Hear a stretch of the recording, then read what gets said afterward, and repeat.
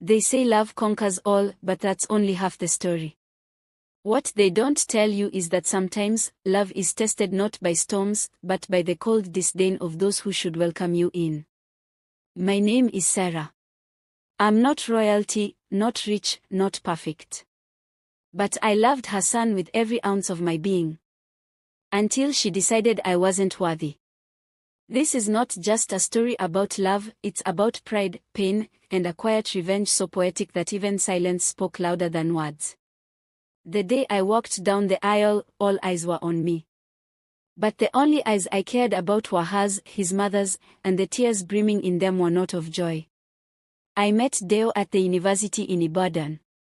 We were both students in the Faculty of Arts. He was studying English literature, I was in linguistics.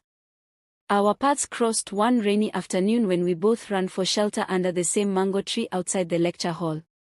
He offered me his jacket. I offered him my umbrella. We laughed at how cliché it was, and somehow, it began. Deo was unlike any man I'd ever met, thoughtful, ambitious, patient. We became best friends before lovers. He'd stay up all night helping me study for phonology exams, and I'd edit his poetry submissions. Our bond was solid, real. But like all things beautiful, there was a shadow looming, his mother. I first met Mama Deo on the Christmas of our second year together. Deo had insisted I travel with him to Abeokuta to spend the holidays with his family. I was nervous but excited. I thought, if she sees how much I love her son, she'll love me too. I was wrong. From the first handshake, she gave me the kind of look reserved for beggars who knock on your car window. Her eyes scanned me like a barcode, trying to determine what category of unsuitable I fell into. "Where are your people from?" she asked coldly, as if my answer might justify my presence. "From a small village near Makudi, Ma," I replied politely. Her lips tightened. "Tiv girl," she muttered. No wonder. That was the beginning. For the next 4 days, I endured subtle digs and open hostility. When I offered to help in the kitchen, she told me not to break her good pots. At dinner, she loudly praised Deo's ex-girlfriend, the lawyer from Lagos, while ignoring my presence at the table. She even called me the village girl once, right to my face. Deo tried to defend me, but his mother was his Achilles heel. He would argue with her, but then retreat like a scolded child. I understood he was torn, but it still hurt. By our final evening there, she said something that still echoes in my mind. "I've worked too hard for my son to end up with someone like you. You don't even speak Yoruba properly. What will people say at our family wedding? That my son married a girl who doesn't even know how to greet elders." I left that night in tears. Back in school, Deo and I tried to recover, but things changed. He started avoiding talks about the future. He became hesitant, distracted. One evening, under the same mango tree where we met, he said, "Maybe we need to slow down. My mom is not feeling well and I don't want to stress her." That was his way of breaking me without saying the words. I nodded, held in my tears until he walked away, then collapsed onto the wet grass and sobbed. But that wasn't the end. No, my heartache planted something deeper in me, not hate, but a burning desire to rise. I focused on myself. Graduated top of my class. Got a scholarship for a postgraduate program in Accra. Worked nights at a cafe and saved up every penny. 3 years passed. The pain softened, but the lesson stayed. It was in Accra that I met Eo. A gentle, respectful man. A software engineer who had no time for pretenses or class divides. His family welcomed me with open arms. They didn't care where I was from, only who I was. When Eo proposed, I cried, not because of the ring, but because I remembered how it once felt to be told I wasn't worthy of love. But Eo looked me in the eye and said, "Anyone who doesn't see your worth is blind." We planned a small but beautiful wedding in Lagos. But just 2 weeks before the ceremony, something happened I could never have scripted. My cousin, a nurse in Abeokuta, ran into Mama Deo at the hospital. They exchanged greetings, and in the way Nigerian women love gist, Mama Deo started lamenting about how her son had still not found a wife. He keeps chasing flashy women in Lagos, she said.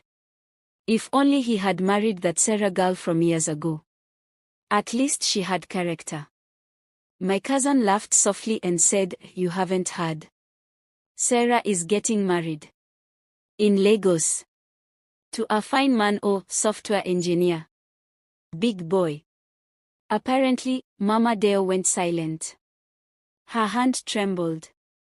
She's getting married? The next week, an RSVP came through for our wedding. I blinked at the name. Adideo's mother. Eo, ever the gentleman, said we should let her attend. She's probably come to wish you well, he said. I wasn't so sure. But I agreed. Conclusion. On the day of the wedding, the hall was filled with soft music, gold drapes, and the sweet scent of roses. I wore a white gown that shimmered under the lights, and my heart raced as the music changed. I gripped my father's arm and took a deep breath. As I began my walk down the aisle, I scanned the crowd. And there, third row, left side, she sat. Mama Deo. Wearing a blue lace gelly and trying desperately to control her expression. Her eyes locked with mine. I didn't look away. Step after step, I walked toward Eo, the man who saw me. The man who chose me. But every step was also a message to the woman who once spat on my name. I was good enough. Always had been. As I reached the altar, Eo smiled and whispered, "You look like Grace." I smiled back. Mama Deo never came to greet me. She slipped out before the reception ended. But it didn't matter. Her absence was loud enough. The wedding was over, but the ripple it caused was just beginning. The photos spread across social media like wildfire, Eo and I glowing under a canopy of fairy lights, our first dance framed with rose petals, guests clapping as we cut the cake. But it was the photo of me walking down the aisle, eyes locked on someone off-frame, that got the most attention. That someone was Mama Deo. 2 days later, Deo called. I hadn't spoken to him in almost 4 years. His number showing up on my screen made my heart jolt. I almost didn't answer. But curiosity, it's a strange kind of flame. Sarah, he began softly. I didn't speak. Silence can say so much more than words. I saw the pictures, he continued. You looked beautiful. Thank you, I said, keeping my voice measured. There was a pause. Then he whispered, I didn't know Mama came. She never told me. Of course she didn't. Pride rarely admits when it eats its own shadow. He hesitated. You know, I always thought we'd find our way back. That maybe, one day, we'd sit again under that mango tree. I let his words settle. There was a time when I'd have begged for them. A time when hearing them would have healed something broken inside me. But now, they sounded like echoes in a house I no longer lived in. Deo, I said gently, some trees don't bloom again, not because they died, but because the season changed. Over the next few weeks, stories came trickling in. Apparently, Deo was now dating a socialite from Lekki who had no interest in marriage. Rumors said he'd proposed twice, she declined both times. Mama Deo wasn't happy. But pride wouldn't let her admit it out loud. In contrast, my life with Eo unfolded like sunrise. We weren't perfect, but we were grounded. He respected me. Listened. Believed in me. I started a linguistics blog that gained attention. Eo encouraged me to turn it into a podcast. Slowly, I began building something of my own. But life has a strange way of circling back. One Saturday morning, about 6 months into my marriage, I received a call from an unknown number. A trembling voice greeted me. It was Mama Deo. I'm sorry for calling like this, she began. But I was wondering, could I come see you? I sat in stunned silence. What could she possibly want now? After a long pause, I asked, why? She exhaled. Because I was wrong. And I'm tired. We met at a quiet cafe in Ikeja. She was thinner than I remembered. Softer. The arrogance in her posture was gone, replaced by a hesitant vulnerability. I don't expect you to forgive me, she said. But I want to say it anyway, I misjudged you. Badly. I watched her, waiting. When you left, I told myself I did it for my son's future. But truthfully, it was my own insecurity. You reminded me of my beginnings. I climbed out of poverty and forgot what the climb felt like. I didn't want my son marrying someone who reminded me of the girl I used to be. Her honesty caught me off guard. I tried to protect him, she continued, but I ended up wounding him. And you? I nodded slowly. We were both casualties. She blinked away tears. When I saw you that day, walking down the aisle, I felt like God slapped sense into me. You didn't need to shout or prove anything. You just became everything I thought you could never be. That was my punishment. For a moment, I felt the old pain return, but it didn't sting the same way. Maybe because I had finally risen. Maybe because she had finally knelt. I forgave you long ago, I said softly. Not for you, but for me. She looked up, surprised. You did. I smiled faintly. Hate is too heavy. I chose freedom. Later that day, I told Eo everything. He listened, then took my hand and said, you gave her closure. That's strength. But it was more than closure. It was clarity. I had spent years thinking I needed someone else to affirm my worth. That love had to be proven, fought for. But the truth, the right love doesn't require a battle. It sees you. It chooses you.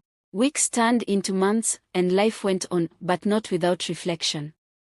One morning while prepping for my podcast, I sat by the window, sipping tea, watching Legos unfold below. Street vendors called out, horns blared, life buzzed. Yet my mind wandered back, not to Deo or his mother, but to the girl I used to be. I thought about how much I had begged for validation, how I had let rejection define my self-image. But growth has a way of peeling back layers. And in the silence of healing, you begin to understand that the harshest voices often come from broken places. A few weeks later, I received a wedding invitation. Not just any invitation, it was Deo's. He was marrying someone else. Her name was Nkiru. A model. Socially prominent. Gorgeous. I blinked at the gold-embossed card in my hand. My name was carefully written, Mrs. Sarah Ajayi. My first instinct was to decline.